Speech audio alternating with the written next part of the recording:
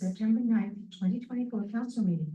Members of the public are provided with the following methods to watch and or participate in this open meeting. Attend in person at the North Dunkley Community Complex. Attend electronically via Zoom to observe the meeting or to speak to an item on the agenda. Watch the live stream by accessing the meeting on the Township's YouTube page. Submit written comments to the Clerk's Division that were provided to council members and will form part of the public agenda. I'd like to call the meeting to order, please, and can I have approval of the agenda? For myself, by Councilor Williams, that council adopted September 9th, 2024 council meeting agenda with the following addenda. Add item 11.2.8, clerk memo appointment of vice deputy mayor, and add email correspondence September 9th, 2024. Like to play on behalf of CCG regarding support for staff recommendation report rec 2024 as attachment to the report. All those in favor? Carried, thank you.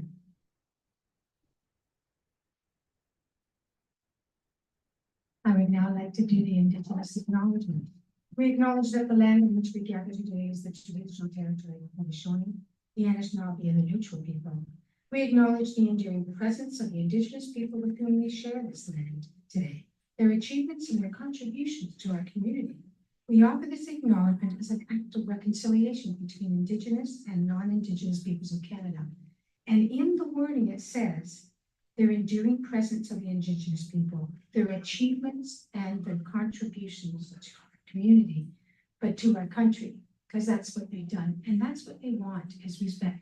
And I have had the greatest pleasure to meet so many of the Indigenous chiefs. And at the AMO conference, I spent some time talking to the Ontario regional chief. And again, I learned how open, straightforward, humble people they are. And it's always an honor to spend time with them and to recognize the love they have for this land, but also for people. And we have to acknowledge and respect all and enjoy any connection you can have with the Indigenous people. So let's stop and reflect on that.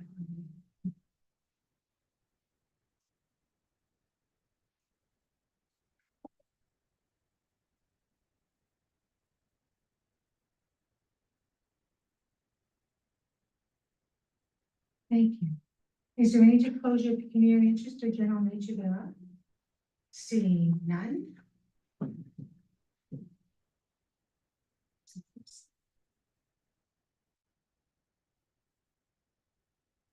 Adoption of the council minutes. Councilor Austin, please.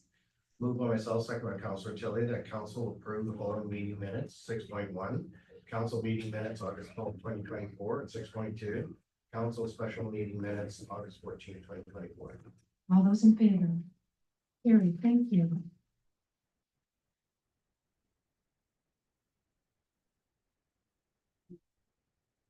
Now I'm seeking requests to list consent agenda items for separate consideration.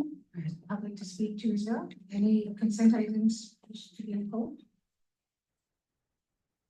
Seeing none. Consent agenda. And the motion, Councilor Tilley, please.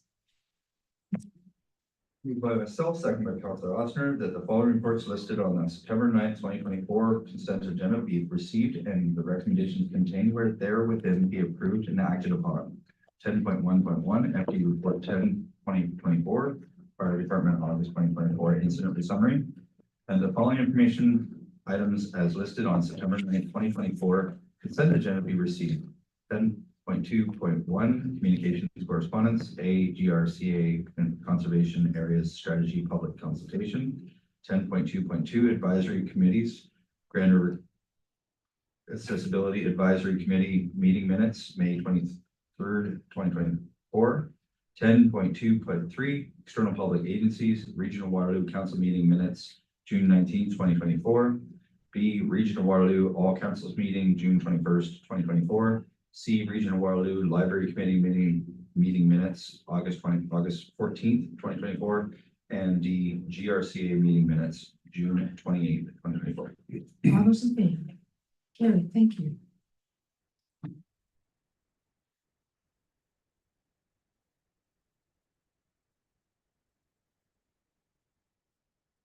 Councilwoman, proposed 2025 council meeting schedules. Is there any questions or comments? Seeing none, can I have the motion, please, Councilwoman? Myself and Council Williams at CLP report number 11-2024 be received and that council adopt 2025 council meeting schedule. And the staff publicly adopted 2025 meeting dates on the township's website, social media channels, and e-blast newsletter as part of the ongoing public consultation committee outreach. All those in favor? Carried, thank you.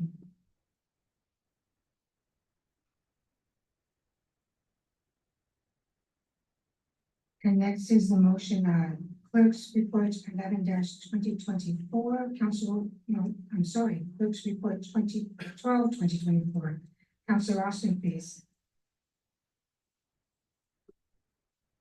Moved by myself, second by Councilor Tilly, that CLK report number 12-2024 be received.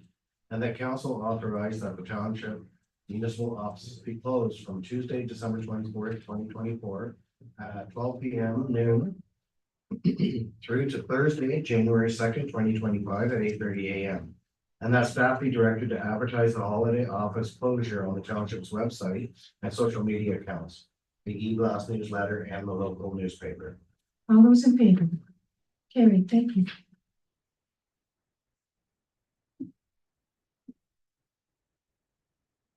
And 11.2.3, Public Works Report 17-2024. Council Williams, please.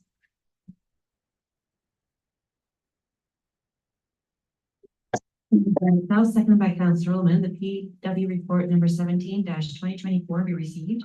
And that council award the winter maintenance contract, sidewalks and parking lots to Verdun BVM Inc. for the 2024-2025 and 2025-2026 winter seasons with the third year of the option of the township.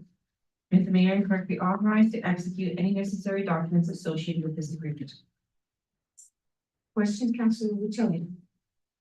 Just a question to the staff. I mean, in all of our reports, there are, we get to see the options for costing. And it looks so close between, and the only reason why I'm asking isn't because staff has obviously picked the best one at 98%. Or the one is just with 93 being the other option. Are they close? If something came up, would the second option be a good option for us to ever use? It's just kind of the reason why I'm asking. Through the mayor to the councillor, we typically don't negotiate with anybody beyond the first or the lowest bidder or preferred bidder in this case. The pricing was relatively close, but still, in our opinion, substantially better in this bid itself. So I think we're fine. We had to pick just a number of generic events so we could score all of them against to be consistent. So it was the equal evaluation. They were the lowest, and I think in more importantly, they were the most balanced in terms of their approach between parking lot costs and sidewalk costs. And it seemed to represent the best option for us. So I think in this case, that's where the scoring in the other parts, were their advantage. They were very close in terms of pricing, but they weren't quite as close as it appears in the scoring. All those in favor? Thank you. Next is 11.2.4, Recreation Report 19-2024 in a cricket club. Any comments or questions before we go to this? Council Williams? Thank you, Mayor. I have two. So the question one is, so for most of our rural parks, whenever we've made any changes to them, we've consulted with residents. And I was just wondering if the Roseville community had had a chance to be consulted with regards to the cricket pad that's being installed or being proposed to. Through you, Madam Mayor, to Councillor Williams, we did not consult with the community. We treated it more like a rental as far as the indoor use. We've had no rentals outside on the sports field at all. Now, we were very clear to the cricket club, should there be a rental that wants the sports field included in the rental, we would have to negotiate that they wouldn't be able to use the pitch. But beyond that, we did not consult with the community, no. Okay, with this new cricket, like they're going, I'm not very savvy on cricket, but they are going to install some sort of cricket pad, right, or something. Would this interfere with, or change the plans, the redesigns of the park that was being contemplated and that we've discussed? You've had this plan for rural parks. Maybe spending X amount of money, we've been providing certain kind of amenities. Would this change how, the Roseville community could proceed with their revamp of their park?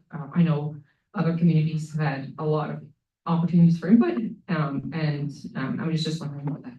Thank you. Through you, Madam Mayor, to Councilor Williams, it could impact that. At this point, it really is only, we're just gonna put in some limestone screening, so we're not doing any major revamp. I know down the line, we've talked about putting a multipurpose part in there, because that's part of the basic rural amenities. There is room, to be able to still put all of that in there. But again, I think we would have to consult the community as to what they want, similar to our Brown situation. Maybe they don't really want a multi-purpose pad, but there is lots of room back there at this point, so. Thank you. Those were my questions. Can I have the motion, please? Councillor, yes, Tilly, did you have a question? It was more to learn about cricket, because obviously I see the drawing there. Is there permanent items other than the limestone that are then? I see a stump there, but is that just part of the equipment they use? Through you, Madam Mayor, to Councillor Tilly, sorry, I forgot your name. Yeah, there is stuff that they can bring in after, but right now it's just the microphone screen. Can I have the motion, please, Councillor Tilly? Moved by myself, second by Councillor Ossner, that REC report number 19/2024 be received, and that the Air Cricket Club, in support and delivery of their cricket program and Islamic, congregation meeting, be levied a fee of $38.24 for each use of the temporary cricket pitch plus HST, and a fee of $20.12 plus HST per hour for the weekly Islamic player meetings up for the space utilized at the Roseville Community Center. And that bylaw number 3504-24 being a bylaw to amend bylaw number 3553-23, Schedule A, 2024 fees and charges for permitted activities be enacted as follows. Roseville Community Center, $20.12 per hour plus HST. Roseville Community Park Open Space, $38.24 per hour plus HST. Thank you. All those in favor? Carried, thank you. Next up is the Rec Report 2024 Community Sports and Recreation Infrastructure Fund. Are there any questions or comments? Councillor Austin, did you? Mr. Austin. Thank you, Madam Mayor. Basically, I'd like to know why staff had decided not to apply for Stream 2 as well. Thinking that, you know, even if we don't get it, at least we can try.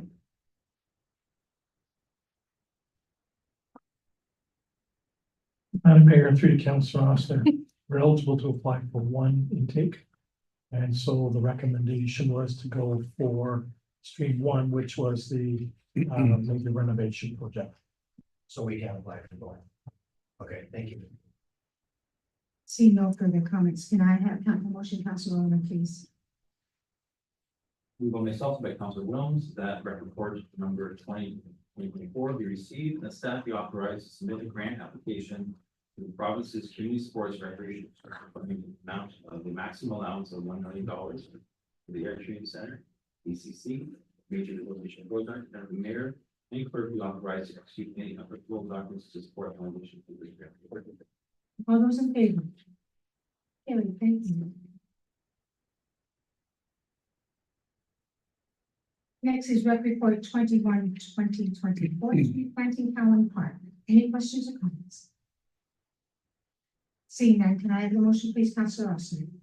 Moved by myself, second by Councillor Tilly, that Rec Report number 21/2024 be received, and that township staff be authorized to issue a purchase order for the supply, delivery, and installation of 17 trees of various varieties to the township tree supplier in the amount of $8,500 plus HST. And that the treasurer be authorized to fund this unplanned expense arising from the August 17, 2024 EF1 tornado event for the replacement tree planting from the Energy Plus reserve account. Can we add anything? Ms. Winters? Yes, Madam Mayor, we can. We have received a generous donation from Quiet Nature in the amount of 10 trees.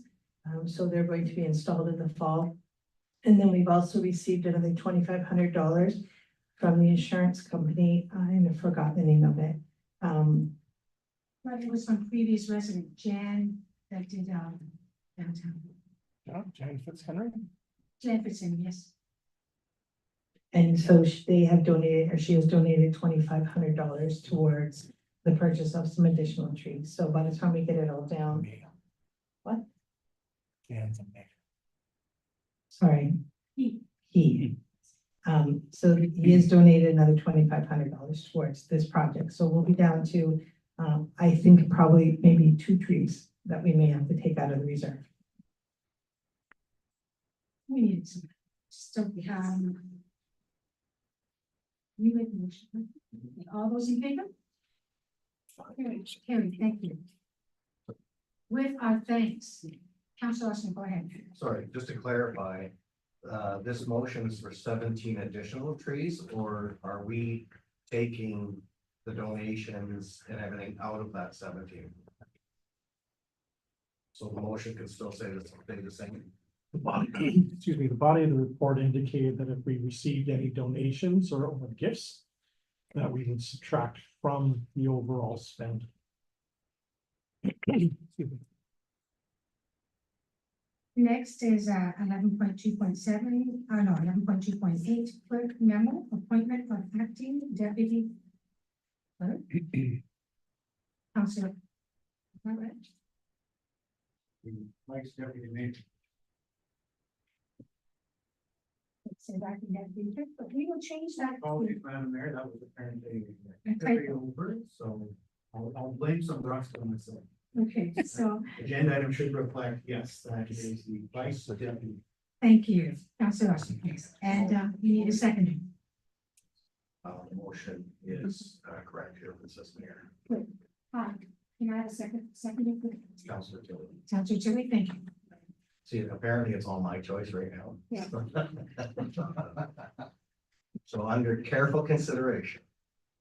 Moved by myself, second by Councilor Tilley, that CLK memo September 9, 2024 regarding appointment of vice deputy mayor be received. And that Councilor Alida Wilms be appointed vice deputy mayor for the period September 16th through September 26th inclusive, in accordance with section 3.2C of the procedure bylaw. All those in favor? Carrie, thank you. And just a note to councilors, please, if you're going away on vacation or going to be on, please make sure that our CAO knows so that they can deal with it appropriately, especially if something that is in the board. So thank you.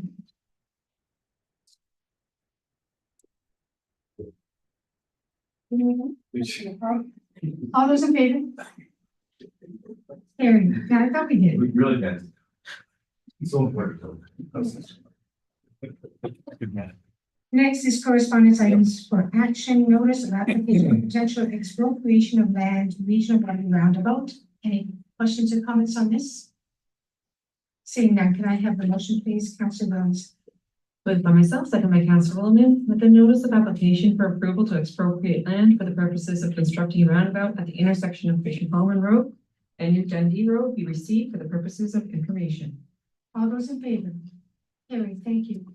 Yeah. The next item is the document that was available to us at AMO on the medical, and the motion, Councilor Tilly, is two parts. We can either, and it's your choice, just receive it for communication, or we can back the motion. And instead of reading all the whereas, the guts of the motion is really now therefore be it resolved that the Council of the Township of North Dumfries urges the province of Ontario to recognize the physician shortage in the Township of North Dumfries and Ontario, to fund healthcare appropriately and to ensure every Ontarian has access to a physician care. So you have a choice of which one you want to present. If you don't want to read the whole thing, then you vote for the short. So, Councillor Tilly. Moved by myself, second by Councilor Osmer, that the communication from, that the communication from Ontario Medical Association, the Association of Municipalities of Ontario, be received for purposes of information and where, sorry, I'm going with the second one. Yeah, I'm going with the second one. I have chosen the second one, Okay, so you start at that, the communication from Ontario. and I did, You don't read the first one, you read the second. I did. I'll do it again. Carry on. That's no problem. And so I will continue, whereas the state of healthcare in Ontario is in crisis with 2.5 million Ontarians without a family doctor, emergency room closures across the province, patients being de-rostered, and 40% of family doctors considering retirement over the next 5 years. And whereas it's becoming increasingly challenging to attract and retain an adequate healthcare workforce through the health sector across Ontario, and whereas the Northern Ontario School of Medicine University says communities in Northern Ontario are short more than 350 physicians, including more than 200 family doctors, and half of the physicians working in Northern Ontario expect to retire within the next 5 years, and Northern Ontario only. Whereas Ontario municipal governments play an integral role in the healthcare system through responsibilities in public health, long-term care, and pharma medicine. Whereas the percentage of family physicians practicing comprehensive family medicine has declined from 77% in 2008 to 65% in 2002. And whereas per capita healthcare spending in Ontario is at the lowest of all provinces in Canada, and whereas a robust workforce developed through provincial sector-wide health human resources strategy would significantly improve across access to health service across the province. Now therefore be resolved that the Council of the Township of North Dumfries urges the province of Ontario to recognize the physician shortage in the Township of North Dumfries and Ontario to fund healthcare appropriately and ensure every Ontarian has access to physician care. Thank you, Councillor Tilly. All those in favor? Carried, thank you. And next we have is mayor's and councilors report, and I had sent out a notice saying that we'd like to look at review of the zoning bylaw for matters of lodging houses and similar residential buildings and a strategy going forward. At this point, I'm going to turn it to CEO McNeely because I didn't notice all the loopholes that there are ways we can trip ourselves. CEO McNeely. So, Madam Mayor, to the members of council, reference to a lodging house is an older term. With the introduction of things like short-term accommodation rentals and other forms of housing, some that are transient in nature to deal with perhaps an influx of seasonal workers and or perhaps workers that are tied to a specific construction and job site. The question what this kind of housing looks like and its impacts on established neighborhoods. We've received a couple of emails recently from neighbors that are expressing concerns about tenancies in one or more of these properties. So Madam Mayor asked that this item be brought forward for discussion, and we would undertake that as a discussion paper for council. We would outline what the legal implications are because there have been court rulings in terms of, you know, what constitutes a family, and you can't speak to a family anymore. But there are different tools and mechanisms to regulate the type of housing and how it is used. But there is some finesse required in that regard, just given the broad range of how housing is now utilized and occupied. One of the reasons why this question has arisen is because of parking. Because in theory, you could have multiple drivers tied to a whole bunch of different people who now reside in what was traditionally a single detached residence in a urban or country lot. So this is what's been put forward. It would be done internally. We wouldn't be retaining a consultant. and a report would return back to council before the end of this calendar year. Depending upon what council wishes to do with the outcome of that report, any implementation change would require an amendment to the general zoning bylaw under the Planning Act, and as such, there would be a future public meeting as required under the act. Council will hear comments on the proposal, whatever it might look like, and then a decision on any amendment council wishes to move forward with a final action in that regard. Now, if I may, I'm going to read the motion and it's Council Rowland and we'll have to decide which one he's going to present on the motion. So the first part says that council directs staff to prepare a discussion paper on the perimeters surrounding lodging houses and similar residential buildings for the further consideration of council. Or that council receive a discussion on lodging houses and similar residential buildings and that no further action be undertaken at this time. So we are actually council for discussion, Council Rowland. Madam Mayor, so my first question is, are we changing the phrase lodging house on this motion? Or are we leaving that lodging house? CO McNally. So, Madam Mayor, the resolution speaks to lodging houses or similar residential buildings.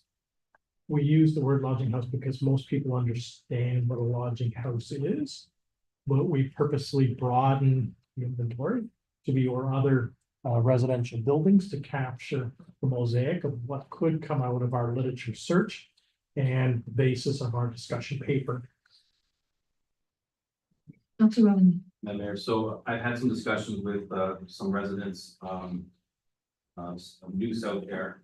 And they pointed out, I went on a sort of walking tour with the residents and they pointed out a number of houses where there's between 6 and 10 students living in some of the houses.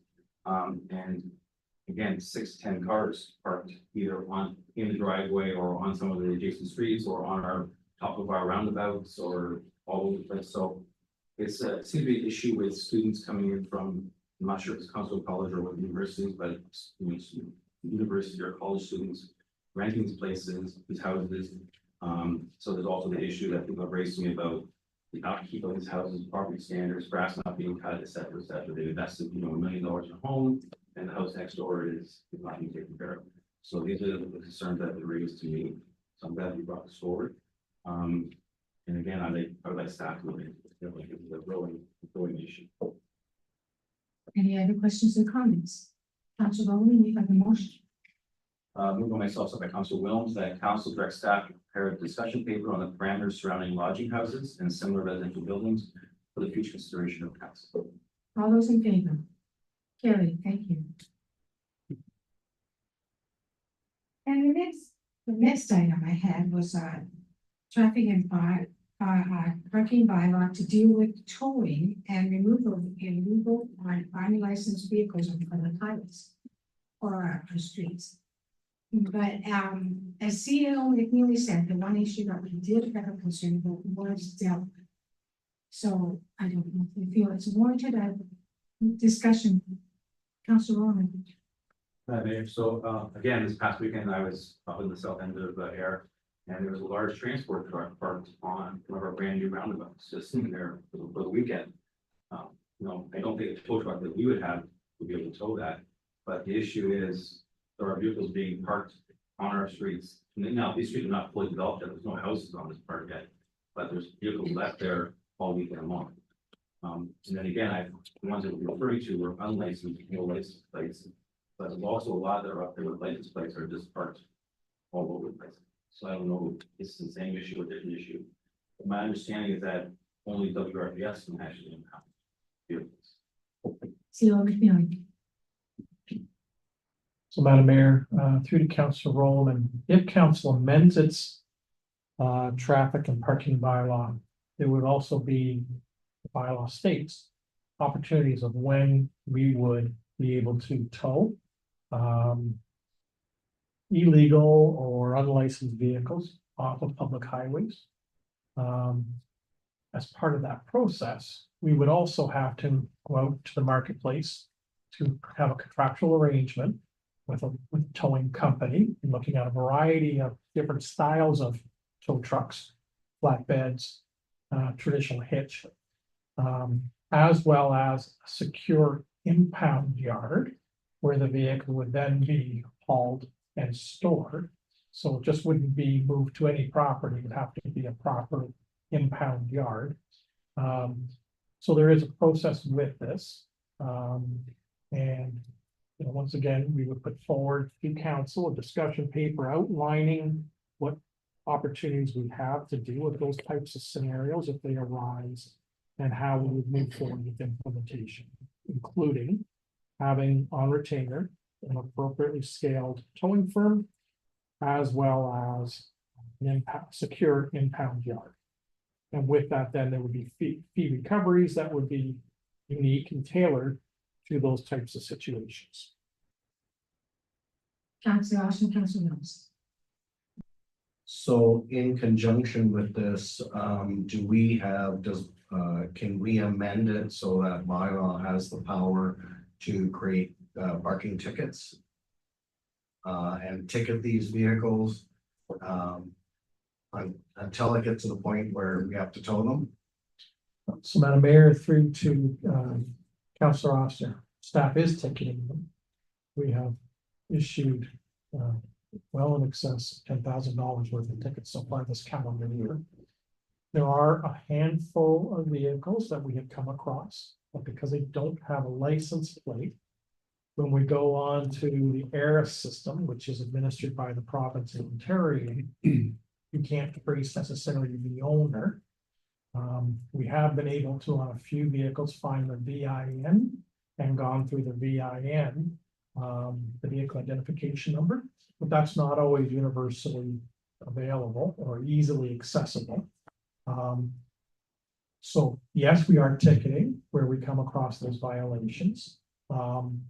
And there have been a handful of cases where it hasn't been practical because the information about who owns the vehicle has not been readily available through either a license and or a VIN. Well, Councillor Mills, and then we'll come back to you. My question was more around, so this sounds like more of things that a bigger city would consider, but are other rural townships also having impound lots and other things as well? It seems like, are we behind the ball with this, or are we ahead?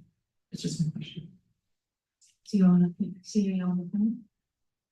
Madam Mayor, through to Councillor Rose. I have not heard my colleagues speak to this issue. It's not foreign, municipalities do this, but it has only recently emerged here in North Dumfries.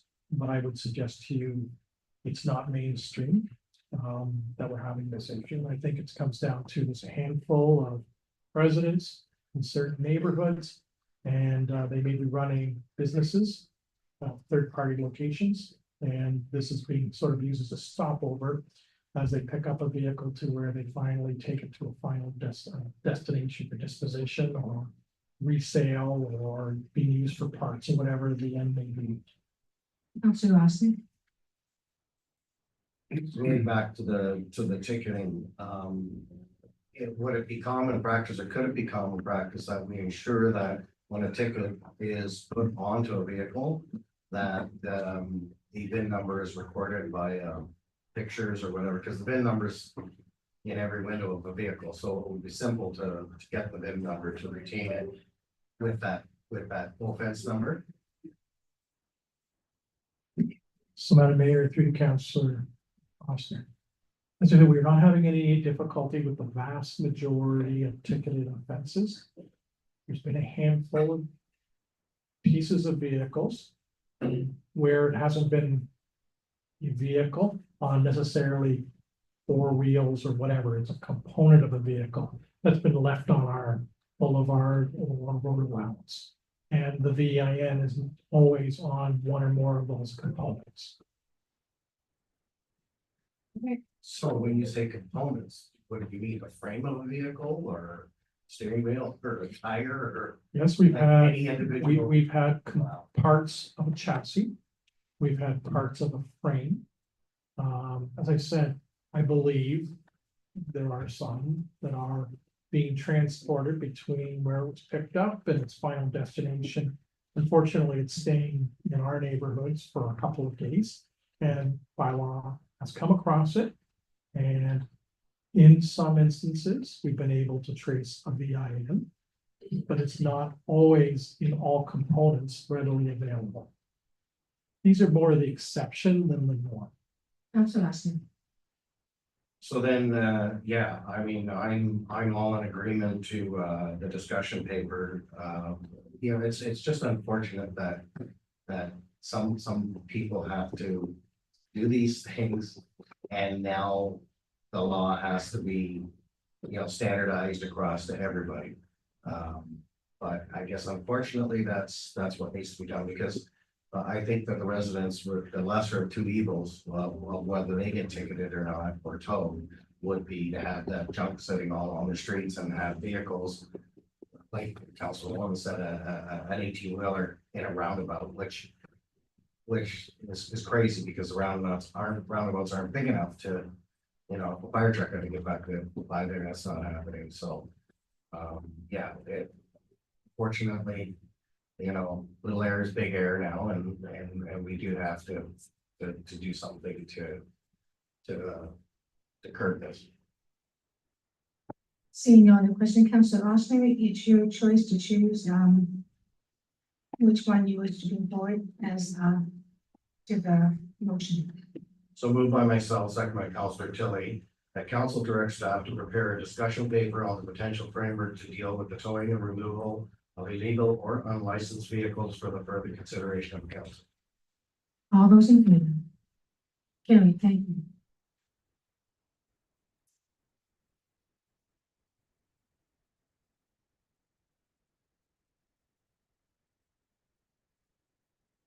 We are now at the bylaws, so Councilor Terry, please, the bylaws, first and second reading. Moved by myself, second by Councilor Osmer, that the following bylaws be read a first and second time. 17.1, bylaw number 3503/2024, 24, being a bylaw to appoint a clerk, Ashley Good. 17.2, bylaw number 3504/24, being a bylaw to amend 2024 fees and charges by bylaw. 17.3, bylaw number 3505/24, being a bylaw to confirm the proceedings of council on September 9th, 2024. All those in favor? Carried, Councilor Williams. Do we need one, the bylaws confirmed that we, We've historically done that by resolution. Council, so the resolution. thank you. And Councilor Williams, third reading of the bylaws, please. Moved by myself, by Councilor Williams, that bylaw numbers 3503-24, 3504-24, and 3505-24 be read a third and final time and be signed and sealed by the mayor and acting. All those in favor? Carried, thank you.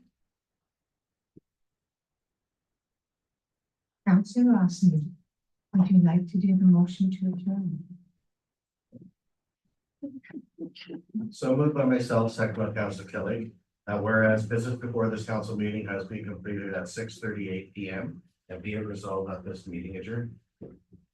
All those in favor? Carried. So the